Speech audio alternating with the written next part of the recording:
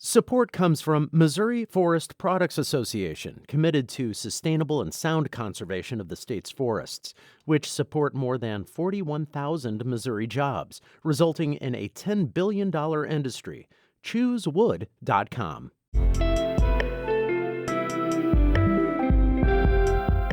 From the St. Louis Public Radio Newsroom, this is The Gateway. It's Monday, March 18th. I'm Jonathan Ahl.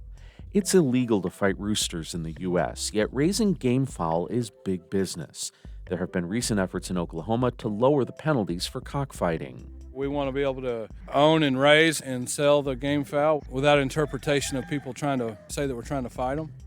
Animal rights activists call foul, while breeders are saying they're simply protecting their right to raise chickens. That story's coming up on The Gateway. A collective of racial justice groups in the St. Louis region has dropped the first of several reports aimed at holding prosecutor offices accountable and transparent. It's called the Prosecutor Watch, an introduction report. The reports will break down the power the prosecutor's office holds and the metrics for the evaluation. It's also seeking data from the prosecutor's office to further hold it accountable. Michelle Smith is the co-director of Missourians to Abolish the Death Penalty. Although St. Louis County Prosecutor Wesley Bell has held up campaign promises, including not seeking death penalty cases, Smith says beyond that, he's not much different than his predecessor. The transparency in the office, those charging decisions, and things that we need to see where we could gauge progress, we really haven't seen. There's still a lot of people in St. Louis County Jail. There's still a lot of people getting charged with certain crimes that we feel like they shouldn't be. Neither Bell nor St. Louis Circuit Attorney Gabe Gore have released data the coalition has requested. The only bill Missouri Governor Mike Parson vetoed last session was a wide-ranging bill centered on public safety. As St. Louis Public Radio's Sarah Kellogg reports, the bill's sponsor has changed the legislation to try to get Parson's signature this session. When Parson vetoed the bill last session, he cited a provision giving restitution to wrongfully incarcerated people as a reason why. Parson said state taxpayers should not have to pay for the mistakes of local jurisdictions. Senator Tony Luetkemeyer sponsored both last session's and this year's bill. While he removed that provision this time around, he doesn't agree with Parson's opinion. My view is whether it's a county elected official that's bringing the prosecution or not, this is a state issue. And if somebody is wrongfully convicted and they have their life, taken away from them wrongfully by the state for decades, and in some cases, they should be entitled to some restitution for that. Luetkemeyer said he would be interested in pursuing that restitution language in a future session. In Jefferson City, I'm Sarah Kellogg, St. Louis Public Radio. The town of Edgar Springs has dropped its appeal of a heavy penalty it was ordered to pay for its attempt to intimidate and silence a critic of the government. The Missouri Independent reports the Phelps County town of 200 near Rolla must now pay Rebecca Varney $750 plus almost $80,000 in attorney fees to satisfy a November court decision that it found violated Varney's First Amendment rights and the Missouri Sunshine Law. The city barred Varney from entering City Hall to view records open to the public under Missouri's Sunshine Law. The ban was expanded in 2019 to bar her from entering City Hall at any time after she questioned whether a gathering that included several town officials was an unposted meeting. St. Louis scientists just discovered a rare mutant cockroach. St. Louis Public Radio's Kate Grumke takes us to the Sophia M. Sachs Butterfly House in Chesterfield. A plastic tub is swarming with Madagascar hissing cockroaches, doing what they do best in the house's entomology lab.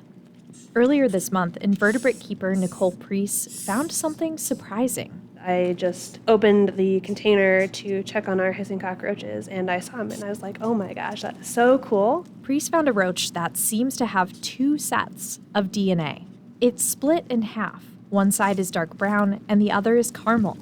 Even rarer, both sides seem to be male. We've been calling him Harvey, kind of like Two-Face from Batman. Priest and her colleagues have been asking around. So far, they haven't heard of another roach like Harvey. I'm Kate Grumke, St. Louis Public Radio. To see pictures of Harvey the mutant cockroach, go to stlpr.org.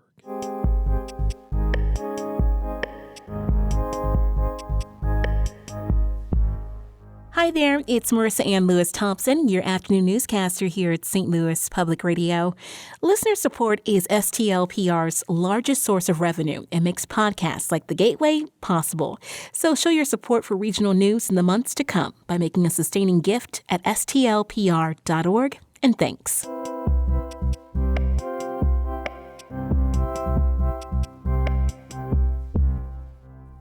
Cockfighting, the practice of fighting roosters, has been around for centuries.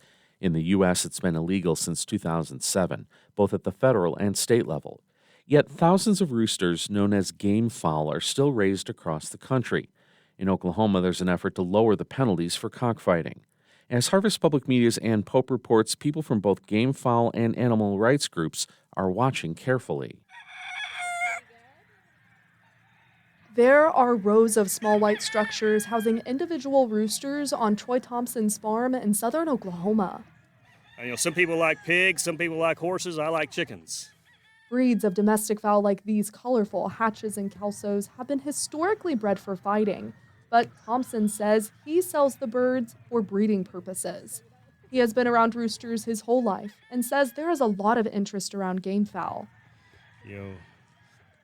There's hardly a town you can go to in the state of Oklahoma or any state or any town in Texas where somebody doesn't know something or owns some game fowl in one of those towns.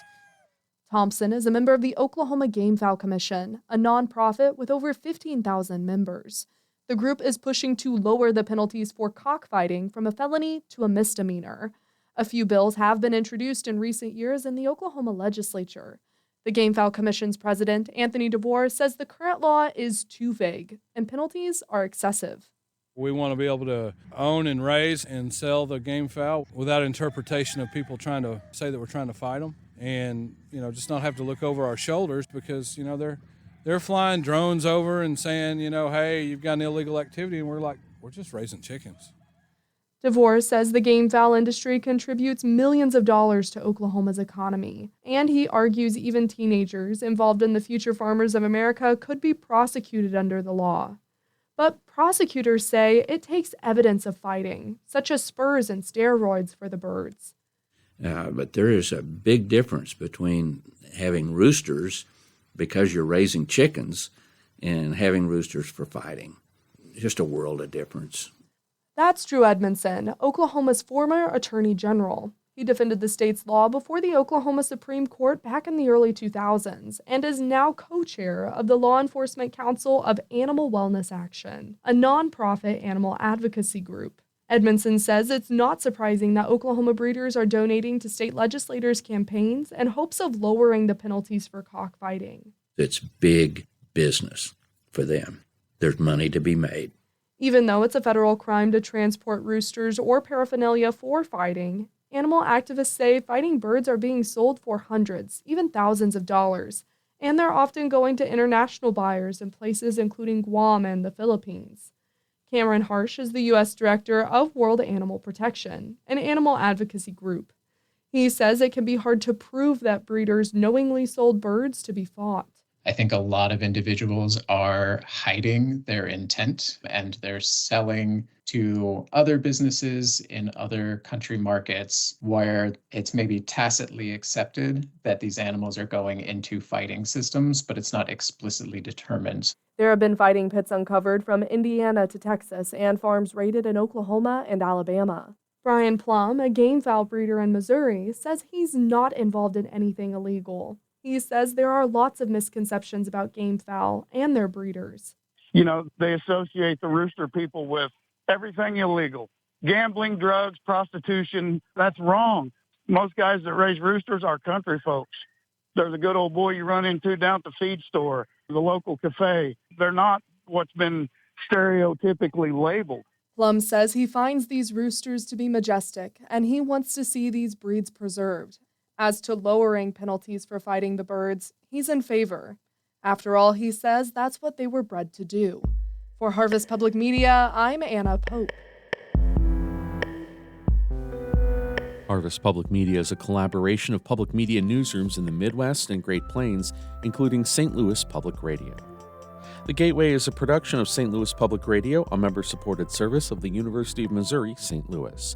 Music by Ryan McNeely of Adult Fur. I'm Jonathan Ahl, and from the St. Louis Public Radio newsroom, this has been The Gateway.